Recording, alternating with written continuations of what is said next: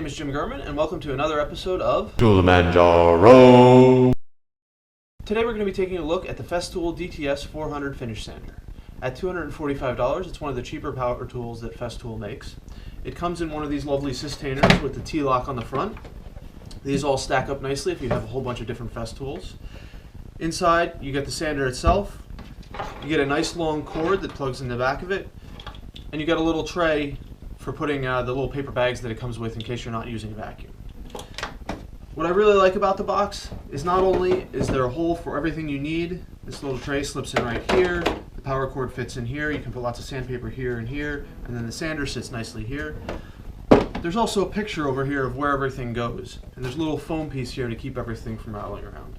It's really frustrating when you get a nice box, can't figure out where everything goes, what's meant to go in the little cutout that you see there. So I really like that about the box. Let's take a look at the sander itself. It's meant as a finishing sander, it's pretty small, and the most distinctive feature is its triangular shaped pad. Let's take a look at the sander itself. Now it's just a sander, so there's not a whole lot to it. On the front, there's a switch for turning it on and off. On the back, there's a plug for the cord, a speed control, and the vacuum port.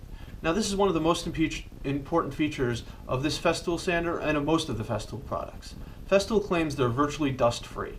I don't know if I'd go that far, but if you're using a vacuum hooked up to it, the dust control is excellent. Very little dust escapes the vacuum. You don't have to worry about cleaning up your other projects. You don't worry about having to make a mess of the client's home. It's really a great feature to have. If you're just using the little bag that's attached to it, it still will get a lot of the dust, but it's not going to be as good. Now on the business end of the sander, this triangular sanding pad down here, you'll see all the dust collection holes here, which do the great job of sucking up the dust, and you'll see that it's got a pointed tip on the end. Now Festool also makes the RTS version. This is the DTS. They also make the RTS, which has a rectangular pad, but I really like the triangular pad here because it allows you to get into tight corners and narrow spaces where you wouldn't otherwise be able to get a power sander and you'd have to sand by hand. The only problem with this pad is only one of the tips here is less than 90 degrees. So if you want to get into a corner, you need to use this front face here and you can't use these back faces. The problem with that, you end up wearing out this little corner up front on the sandpaper all the time, and while the rest of the piece of sandpaper might be fine, you keep replacing them because of this little portion at the front that's worn out. The only other issue I have with the DTS 400 is because of the funky shape of the pad, which is what makes it so useful, there's not a lot of options out there for sandpaper for it. Basically, Festool is the one you're going to be getting most of your sandpaper from, and while they do have a pretty wide variety of sandpaper, they have sandpaper down to about 40 grit all the way up to about 400. There's nothing above that. Before I show you how well the sander works, let's just see how loud it is. I'm going to start it up here. I've got my decibel meter right here.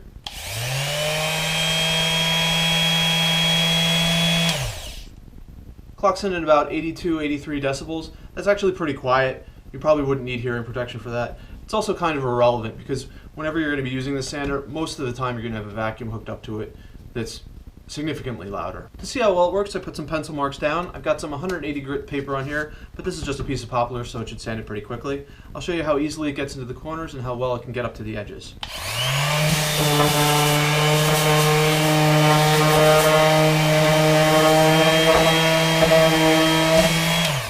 So you can see it's really fast. It gets right up to the edges here. You don't have to go back later with a piece of sandpaper and clean it up. That's great because not only does it mean less work, but it also means that your sanding pattern is going to be consistent throughout the piece. I've been using the sander for a little while and I really like it. It's nice and lightweight, it's easy to maneuver, it doesn't vibrate a whole lot, so there's not a lot of strain on your hand. The dust collection on it is fantastic.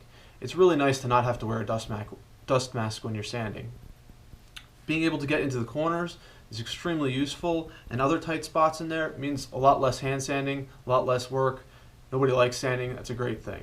The only real problem with it is the price. It's $245, which is significantly more than most other sanders on the market. It also isn't really an all-purpose sander. For that you really want one of the ETS sanders or maybe one of the Rotex sanders. This is really for detail work, getting into tight spaces, doing some fine finish sanding, or stripping some paint. So not only is it expensive, but it's not the one that you're going to be using all the time, so there's less justification for getting it. However, if you do a lot of sanding, particularly in small spaces, interior of cabinets, things like that, it's really a tool that you're going to love and get a lot of good use out of. Thanks for watching. I hope you learned something. If you like this video, please subscribe to my channel. I try to put out a new tool review every 2 weeks or so.